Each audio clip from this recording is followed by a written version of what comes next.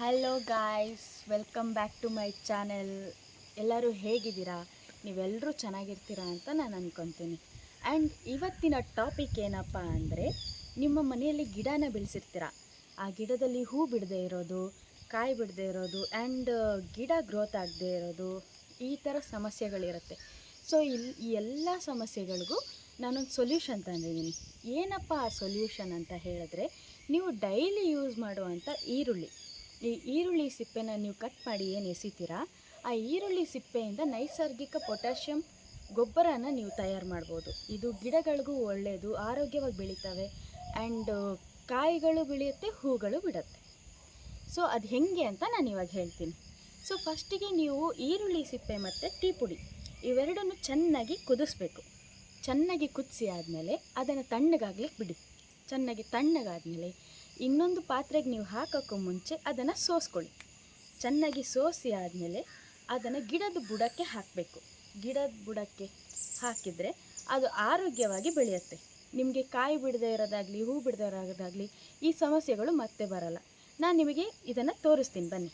ನೋಡ್ತಾ ಇದ್ದೀರಾ ನೀವು, ನಾನು ಆಲ್ರೆಡಿ ಈರುಳ್ಳಿ ಸಿಪ್ಪೆ ಮತ್ತು ಟೀ ಪುಡಿ ಇವೆರಡನ್ನು ಹಾಕ್ಬಿಟ್ಟು ಚೆನ್ನಾಗಿ ಕುದಿಸಿ ಅದನ್ನು ಬೇರೆ ಪಾತ್ರೆಗೆ ಶಿಫ್ಟ್ ಮಾಡಿ ತಣ್ಣಗಾದಮೇಲೆ ಸೋಸಿಟ್ಟಿರೋಂಥ ನೀರಿದೆ. ಈ ನೀರನ್ನು ಗಿಡದ ಬುಡಕ್ಕೆ ಹಾಕಬೇಕು. ಸೊ ನೀವು ಈ ರಾಸಾಯನಿಕ ಗೊಬ್ಬರ ಮನೆಯಲ್ಲೇ ತಯಾರು ಮಾಡೋದು ಬಿಟ್ಟು ನೀವು ಅಂಗಡಿಗಳಲ್ಲಿ ದುಡ್ಡಿಗೋಸ್ಕರ ತರ್ತೀರ. ದುಡ್ಡು ಖರ್ಚು ಆಗೋ ಬದಲು ನೀವು ಮನೆಯಲ್ಲಿ ಈ ಥರ ಈರುಳ್ಳಿ ಸಿಪ್ಪೆ ಮತ್ತು ಟೀ ಪುಡಿ ಮನೆಯಲ್ಲೇ ಇರೋವಂಥ ವಸ್ತುವಲ್ಲಿ ನೀವು ನೈಸರ್ಗಿಕ ರಾಸಾಯನಿಕ ಗೊಬ್ಬರ ಮಾಡ್ಬೋದು. ಗಿಡಗಳಿಗೂ ಚೆನ್ನಾಗಿರುತ್ತೆ, ಹೂವು ಕಾಯಿ ಬಿಡಲಿಕ್ಕೂ ಚೆನ್ನಾಗುತ್ತೆ ಆ್ಯಂಡ್ ಗ್ರೋತ್ ಕೂಡ ತುಂಬ ಚೆನ್ನಾಗಿರುತ್ತೆ. ಆ್ಯಂಡ್ ನಾನು ನಿಮಗೆ ತೋರಿಸ್ತೀನಿ ಬನ್ನಿ.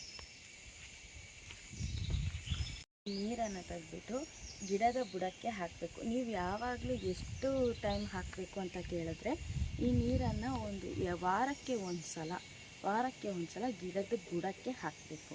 ಬಿಕಾಸ್ ನಾನು ಯಾಕೆ ಈ ಥರ ಹೇಳ್ತಾ ಇದ್ದೀನಪ್ಪ ಅಂದರೆ, ನಮ್ಮ ಮನೇಲಿ ಒಂದು ಗಿಡ ಇದೆ, ಅದು ಕಾಯಿ ಬಿಡ್ತಾ ಇರಲಿಲ್ಲ, ಹೂ ಬಿಟ್ರೂ ಹೂ ಬಿದ್ದೋಗೋದು, ಹೂ ಸರಿಯಾಗಿ ಬೆಳವಣಿಗೆ ಆಗ್ತಿರಲಿಲ್ಲ, ಗಿಡನೇ ಬೆಳೀತಾ ಇರಲಿಲ್ಲ. ಸೊ ಈ ಥರ ಆಗಿದ್ದಕ್ಕೆ ನಾನು ಈ ಥರ ಟ್ರಿಕ್ಸ್ ಒಂದು ಸಿಂಪಲ್ಲಾಗಿ ನಾನು ಟ್ರೈ ಮಾಡಿ ನೋಡಿದೆ, ನನಗೆ ಒಳ್ಳೆ ರಿಸಲ್ಟ್ ಬಂದಿದೆ. ಸೊ ನೀವು ಟ್ರೈ ಮಾಡಿ ನೋಡಿ, ನಿಮಗೆ ರಿಸಲ್ಟ್ ಬರುತ್ತೆ. ಸೊ ಇದೇ ಗಿಡ, ಅದು ನಾನು ಬದನೆಕಾಯಿ ಗಿಡ ಸಣ್ಣಕ್ಕೆ ಹಾಕಿದ್ದೆ, ಇಷ್ಟು ಉದ್ದ ಅದು ಬೆಳೆದಿರಲಿಲ್ಲ. ಸೊ ಎಲೆಗಳಲ್ಲೆಲ್ಲ ಹುಳ ಕಚ್ಚೋದು ಮತ್ತು ಕಾಯಿ ಬಿಡದೇ ಇರೋದು, ಹೂ ಬಿಡದೇ ಇರೋದು, ಆ ಥರ ಇರೋವಂಥ ಗಿಡ ಇದು. 3 ವಾರದ ಹಿಂದೆ ಏನೋ ನನಗೆ ಈ ಟ್ರಿಕ್ಸ್ ಗೊತ್ತಾಗಿ ನಾನು ಇದನ್ನು ಮಾಡಿ ಹಾಕಿದೆ. 3 ವಾರದಿಂದ ನಾನು ವಾರ ಹಾಕ್ತಾಯಿದ್ದೀನಿ, ಆಯಿತಾ.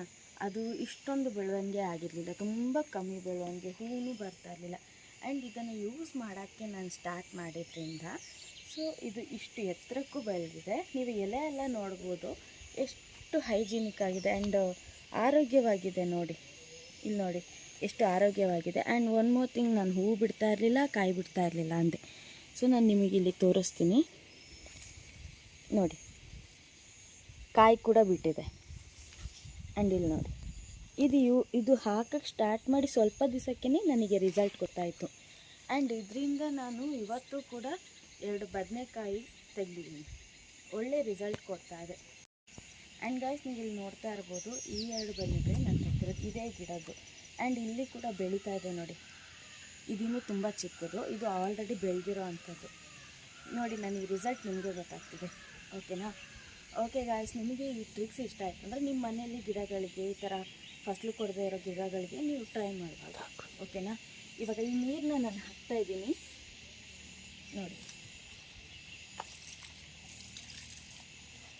ಈ ಥರ ವಾರಕ್ಕೊಂದು ಸಲ ಮಾಡಿ, ನಿಮಗೆ ರಿಸಲ್ಟ್ ಗೊತ್ತಾಗುತ್ತೆ.